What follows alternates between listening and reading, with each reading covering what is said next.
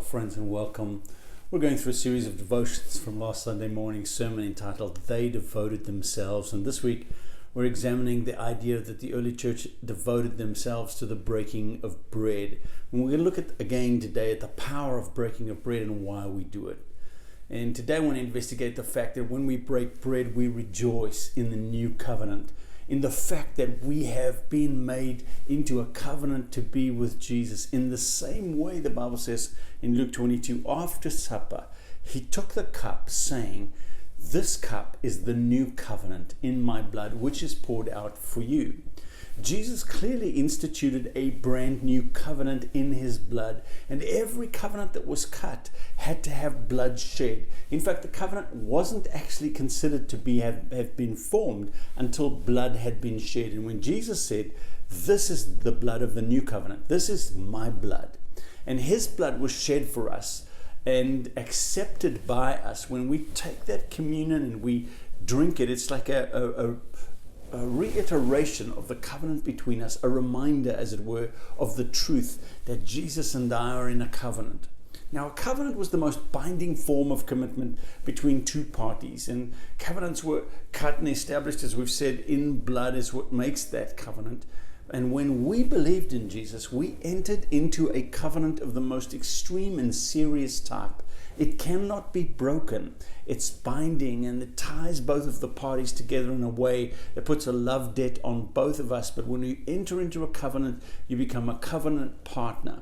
And as a covenant partner, you have joined the greatest warrior in the universe. He's never lost a battle, never feared an enemy, and he's been bound to you by blood. It means that you don't have to fear, because he will stand with you. You're in a covenant with the greatest provider ever known, who owns the cattle on 1,000 hills, who's wealthy beyond your wildest imaginations, whose glory is even bigger than the created universe can contain.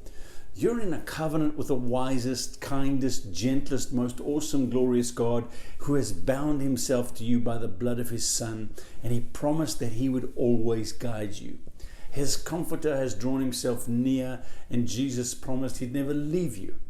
Now, when we come to this meal and we celebrate this meal and we drink this blood, it establishes us and celebrates the truth. We're in a new covenant. We're covenant people, giving ourselves over as living sacrifices, which is our part of the covenant, serving as ambassadors from a different realm, bringing spiritual sacrifices of praise and adoration and thanksgiving and devotion and love.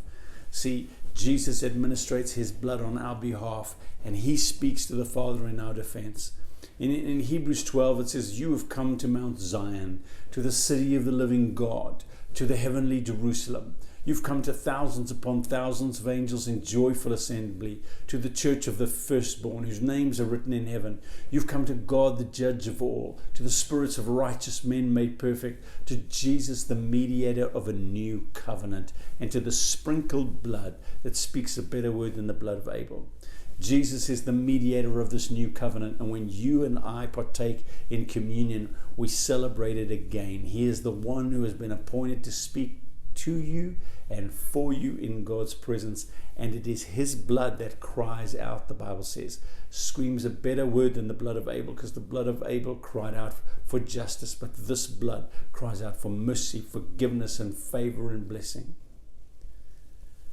You've been emancipated from your old life, and you've been brought into a brand new covenant, no longer under the law, now under the Spirit who gives life. As you partake today in communion, I just want to encourage you to think about this.